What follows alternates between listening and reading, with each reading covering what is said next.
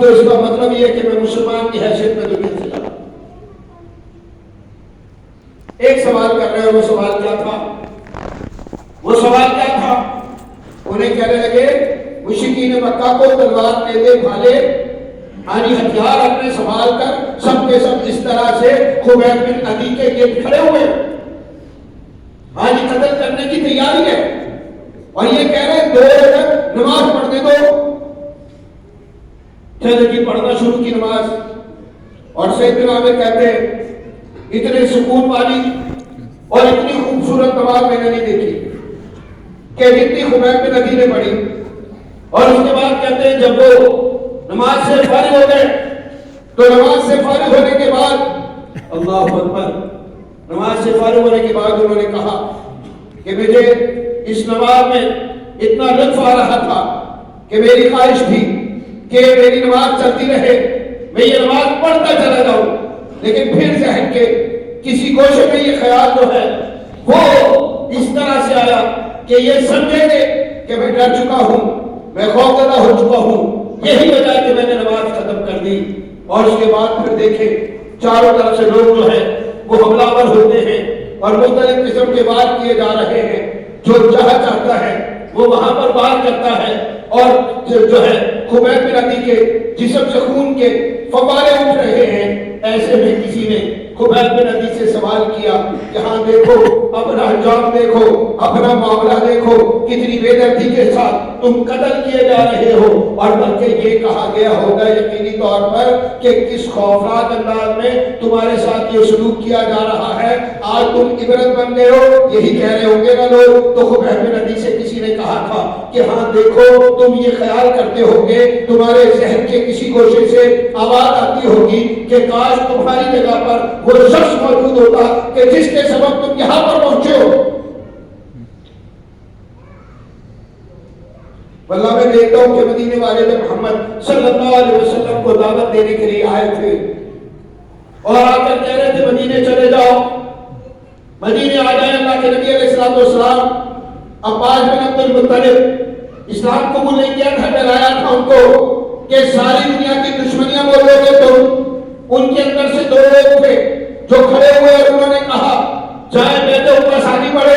تو انہوں نے کہا تھا کہ وہ آج تم اللہ کے نبی کے ساتھ جڑنا چاہتے ہو, اللہ کے نبی کو لے جانا چاہتے ہو, مدینے میں لے جا کے رکھنا چاہتے ہو, ہجرت کی بات کرتے ہو. کل دشمنی ہوگی پوری دنیا کے ساتھ, جو سیاہ ہے ان کے ساتھ, جو سفید ہے ان کے ساتھ, جو اچھے ہیں ان کے ساتھ, جو برے ہیں ان کے ساتھ. سردار قتل ہوں گے, بچے قتل ہوں گے, عورتیں بیوہ ہو جائیں گی, اموال لوٹ جائیں گے, یہ سارے کے سارے کام ہوں گے.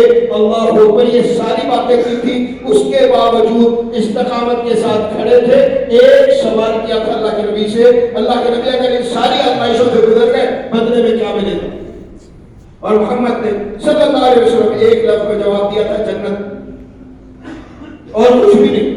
کوئی بادشاہی نہیں, کوئی دنیاوی جو ہے مقام و مرتبہ نہیں, کوئی مال و متاع کا وعدہ نہیں, کوئی اعلان نہیں. یہاں دیکھ لیجئے خبیب کو کہا جا رہا ہے رضی اللہ تعالیٰ عنہ کہ خبیب بات سنو ذرا, اگر تم یہاں پر آ گئے ہو اور اس بے دردی کے ساتھ قتل کیے جا رہے ہو, ہاتھ کاٹا جا رہا ہے, پاؤں پر وار ہو رہا ہے, سر پر وار ہو رہا ہے, جسم پر جگہ جگہ پر زخم ہے, خون کے فوارے اٹھ رہے ہیں, تو ایسے میں لازمی طور پر تمہارے ذہن کے کسی گوشے میں خیال تو آیا ہوگا نا کہ وہ محمد صلی اللہ علیہ وسلم جن کے سبب تم یہاں پر پہنچے ہو, کاش وہ تمہاری جگہ پر ہوتے. خبیب کہتے کیسی باتیں کرتے ہو, بڑی عجیب و غریب بات تم نے کر دی ہے. صورتحال تو یہ ہے کہ محمد صلی اللہ علیہ وسلم کے پاؤں میں کانٹا چبھے, زیادہ نہیں, اللہ کے نبی علیہ السلام کے پاؤں میں کانٹا چبھے, اور خبیب اپنے بیوی بچوں کے ساتھ گھر میں جو ہے آرام اور سکون سے بیٹھا رہے, یہ بھی اس کو قبول نہیں ہے, یہ بھی اس کو قبول نہیں ہے. تم تو بہت بڑی بات کر رہے ہو. اور میں کہتا ہوں जितने भी लोग उमर बिन खत्ताब को देखें, तुफैल बिन मरदोसी को देखें, सुमामा बिन उसाल को देखें, अब्दुल्लाह बिन हुज़ाफा साहबी को देखें, एक के बाद दूसरा सहाबी पढ़ते चले जाएं, उनकी जिंदगियों में आने वाले इनकलाब देखते चले जाएं, तौर तरीके बदलते हुए देखते चले जाएं, और उसके बाद फिर आपको समझ में आएगी कि ये जो कहा जाता है कि इताअत का दायरा कौन सा है, अल्लाह की इताअत, रसूल की इताअत, उससे आपको बात समझ में आएगी। सिर्फ सीने पर हाथ बांधने से कुछ नहीं होने वाला। ये लंबी लंबी वैसे सीने पर हाथ बांधे, नीचे बांधे, ऊपर बांधे, आमीन कहा जाए जोर से या आहिस्ता, रफ़ा यदैन किया जाएगा या नहीं, ये कर ले आप वैसे। लेकिन याद कर लीजिए, मस्जिद से बाहर निकल कर कहीं कूचों में चलने का नाम बताएगा कितने मुसलमान हैं आप।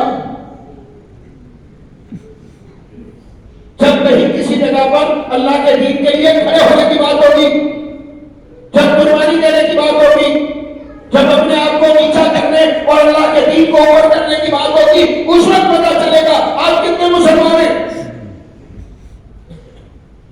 अकेले लंबे लंबे सजदे, मैं नहीं कहता नमाजें तो पढ़नी है, नमाज तो पढ़नी है, अल्लाह बंदे का मामला है, नमाज फर्ज की गई है, पढ़नी है, रोजे रखने हैं, आज अल्लाह के इस्तिताअत है, जिंदगी में एक मर्तबा करना है, अल्लाह तौफीक दे उम्र किए चले जाए, इससे कोई फर्क नहीं पड़ता।